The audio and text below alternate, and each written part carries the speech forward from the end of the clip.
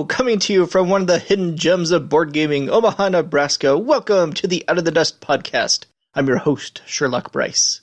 Tied in with the popular recurring Out of the Dust geek list on Board Game Geek, the Out of the Dust podcast is a weekly podcast that is focused on re-exploring games we play that we hadn't previously played in a year or more. Why did the game get dusty? Why did you decide to dust it off? How does the game compare to how you remembered it? Are you likely to play it more often in the future? These are the questions that we're interested in examining on Out of the Dust.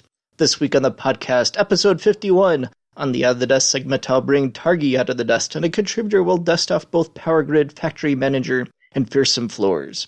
On the reaction segment, I discuss Stonemeier hate. On the What I've Been Playing segment, I review Point Salad. On the Obscure Bryce Game segment, I review Zulus on the Ramparts. And we wrap up the episode by seeing where Dragon Castle is now. I had a chance to bring Targi, the acclaimed two-player-only game from publisher Cosmos and one-hit wonder designer Andreas Steger, out of the dust recently. I last played it 1 year, 0 months, and 12 days ago, so it just barely got dusty. I brought this out of the dust for a board game arena play and lost on the second tiebreaker. It was an agonizing loss because I don't usually win this game, and I thought I had it this time. I'll be interested to try out the expansion sometime. Though Targi is such a tight design, I genuinely wonder what it could bring to the table that isn't already present.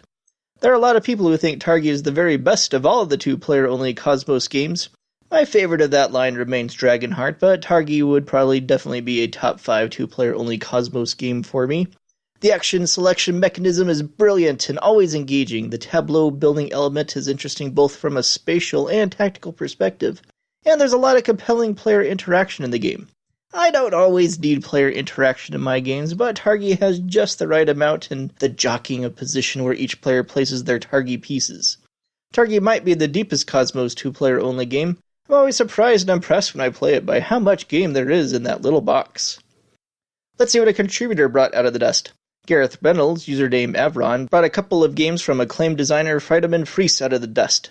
First up was Power Grid Factory Manager, which Gareth last played 7 years, 5 months, and 12 days ago. He writes, I acquired my copy of this in February when a local store advertised a sale table. Realistically, it's Power Grid in name only, as while the rounds follow a similar sort of outline, things are quite different.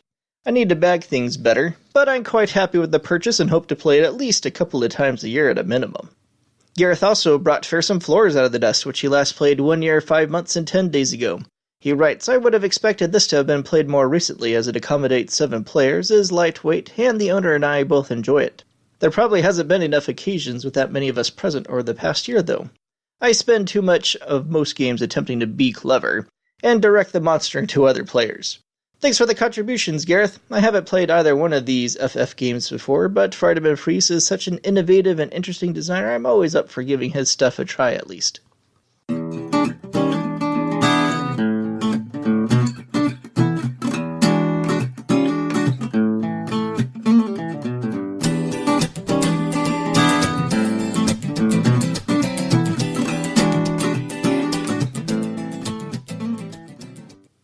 Reaction segment time. So a hot upcoming game with lots and lots of hype surrounding it is Tapestry, the new game from Jimmy Stegmaier of Scythe fame and his publishing company Stonemeier Games. But I've noticed something interesting surrounding this upcoming release that hasn't been present in previous ones. Extreme vocal Stonemeier hate!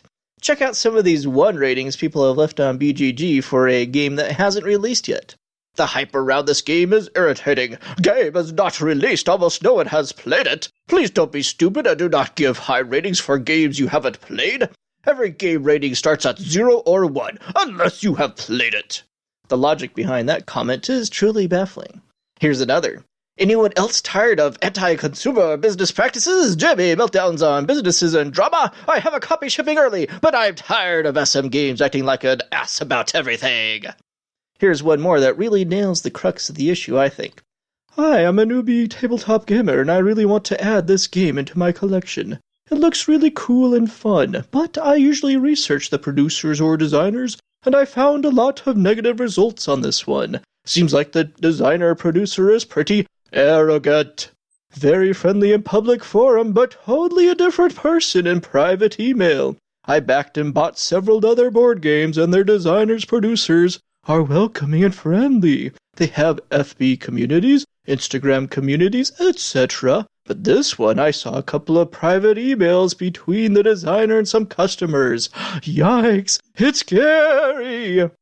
What's fascinating about this sudden and vehement Stonemeier hate is that just a few years ago, you would have been hard-pressed to find a more universally beloved publishing company than Stonemeier Games. Everyone loved Jamie Stegmaier and adored Stonemeier Games. He was the friendly Kickstarter expert that was always willing to share advice with other small publishers and aspiring designers. He was the one who solicited feedback from the average gamer and did diligent research to make his games more thematic and fun.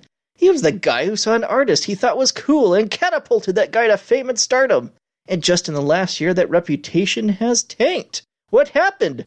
Where did this hate come from? Can it really all stem from a perceived arrogance on the part of the designer? Can it really all stem from the conspiracy theories that surrounded the Wingspan distribution earlier in the year? Can it really all stem from the latest example of hype pushback from a crowd of gamers that is determined to hate anything popular? Well, I'll try to be fair and objective here. Jamie has said and done some things this year that probably warrant his reputation be tainted, at least some. Some of the choices he's made this year haven't been the best. But I can't help but be bugged when people refuse to separate the artist from the art. It's a little pet peeve of mine. So with that in mind, I can't help but be convinced that the Stonemeier hate is mostly unreasonable.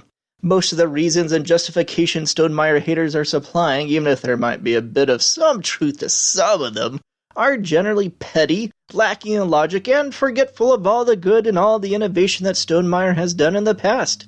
It really does seem that most of the reasons and cause of the hate are not very compelling ones. If nothing else, the magnitude and vehemence of the hate does not equate with the causes, and certainly, since the game hasn't even come out yet, the hate has absolutely nothing to do with how good of a game Tapestry may or may not turn out to be.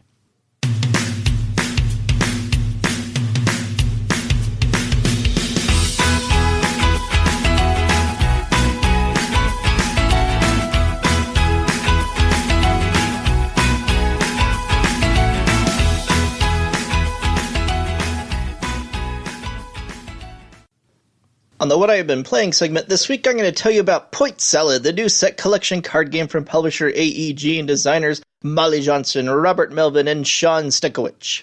This is the first published game for all three of these rookie designers, and they've got a winner on their hands. Here's how it works. The deck of cards are double-sided. On one side is pictured one of 6 different veggies. On the other side is pictured a unique end-of-game scoring condition. The display shows 6 cards, veggie side up, and 3 cards, scoring condition side up. On a player's turn, they can either take 2 veggie cards or 1 scoring condition card, and add the card or cards to their tableau. Taken veggie cards are replenished from the face-up scoring condition cards first, which get flipped over to their veggie side. The game ends when all the cards are gone, and players go through each of the scoring condition cards they took, scoring all the veggies in their tableau appropriately for that scoring condition. So veggies count for multiple scoring condition cards if able. And that's all there is to it. It's an elegant design and can be taught in less than a minute, is quick to grasp, but thanks to every single card featuring a different scoring condition, is infinitely replayable. I remember when I first heard about how it works, thinking, oh, this is right up my alley. Multi-use cards, card combos, meaningful decisions each turn, and literal point salad goodness. I pre-ordered it right away after seeing how it worked, and got it to the table to show my wife right away. She enjoyed it a lot too. As for me, I love how the game unfolds as I weigh which veggies to invest in early and which scoring cards to acquire when. It's a game that works well with a wide variety of experience levels, age ranges, and gaming group makeups. It's going to be a filler of choice for me in all my groups, and I think it's going to become one for a lot of people as well. I wouldn't be surprised if Point Salad starts cracking in on monthly most played lists on BGG.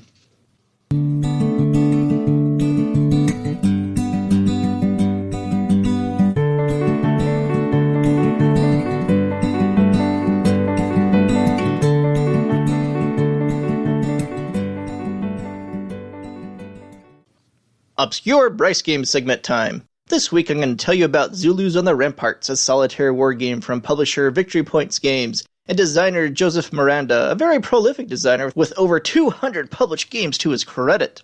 Out of all of those, Zulus on the Ramparts is both his most owned and highest ranked game, yet still qualifies as an obscure title because it only gets a handful of logged plays a month. Like Mound Builders, which are reviewed on this segment way back in episode 26, Zulus on the Ramparts is part of the States of Siege series of war games, which feature tower defense-type mechanics as waves of enemies attempt to defeat the player defending some kind of position. In fact, that's part of what attracted me to Zulus on the Ramparts and caused me to seek it out.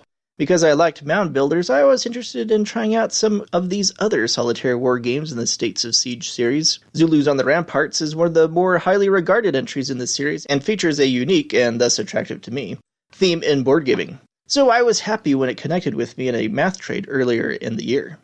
Here's how it works. The player represents the 140 British soldiers defending Mission Station at Rorke's Drift from 4,000 besieging Zulu warriors. 4 different contingents of Zulus called Buthus, with varying number of hit points, march down 4 different paths towards Mission Station. At the beginning of each round, the player draws a chip, which determines which Buthu moves how many spaces. If one of these Buthu ever reaches the end of their path, enters the mission, and reaches the defeat token in the center, then the player loses. After the Zulus move, then the player gets one action, which they can choose from a menu of options.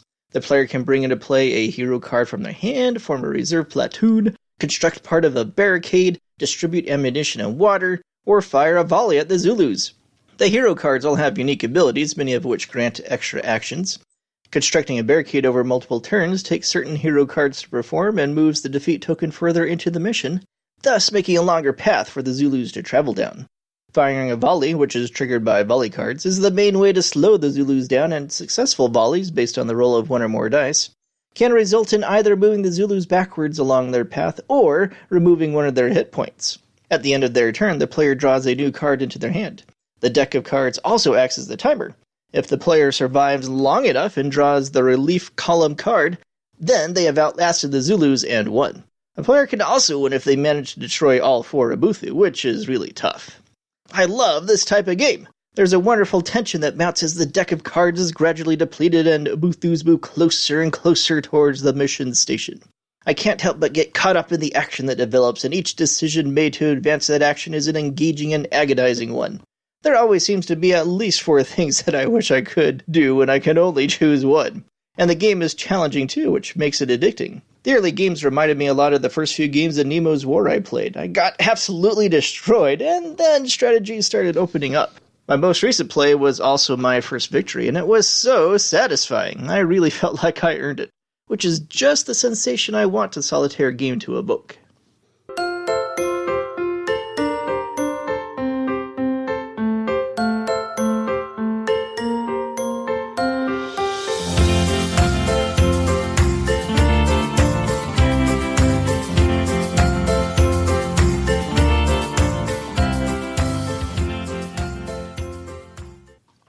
This week on the Where's the Game Now segment, I'm going to take a look at a Gen Con release from a year ago, Dragon Castle, an abstract strategy game from designer trio Jalabar Hawk, Luca Ricci, and Lorenzo Silva, and publisher Simon.